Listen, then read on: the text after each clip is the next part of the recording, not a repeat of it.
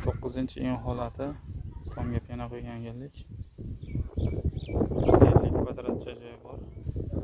Masalan, keldi masalan, chiqarib qo'yganimizda ish boshlasak bo'ladi. Xullas ko'p kishi so'raydi, qanday qilib taxlash kerak, qanday bo'ladi, tagi qanday taxlanadi. Mana vassani mana shu holatga terilgan, zo'r qilib terilgan. Bemalol usta yurib ishlasa bo'ladi. Ayrim keng nima joylari mana bunda talab qo'yiladi, zo'r bo'ladi. Bemalol xullas salafan talab qo'yarlar. Salafanni ham qalini. Kardon, qamish hech narsa kerak bo'lmaydi.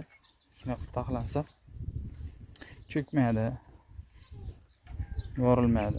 Qachongina ko'p kishi so'raydi, yoriladimi, titilib ketadimi deydi. Vassa yaxshi bo'lsa hech narsa bo'lmaydi. Shu cho'kmaydi. Cho'kkanning hisobi yorilishi mumkin, tirshina berishi mumkin. Bo'lmasa ezilib ketmasiga javob beramiz.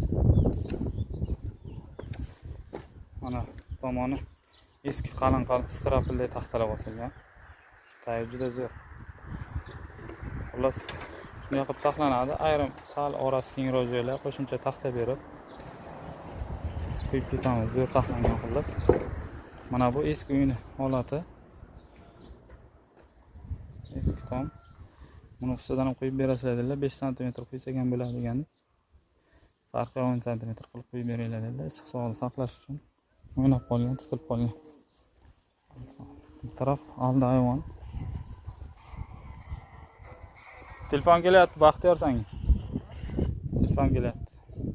Bu tomondan vassalari zo'r taxlangan. Salaf o'sha qalin salafanni o'zini birdan talab qo'yorlar. Qo'yilgan holat, quyish holatlarini ko'rsatamiz. Kasmini sentrga kim mana ish jarayonini so'rashadi, qo'yayotgan vaqtingiz deb kelib ko'rishlaringiz mumkin.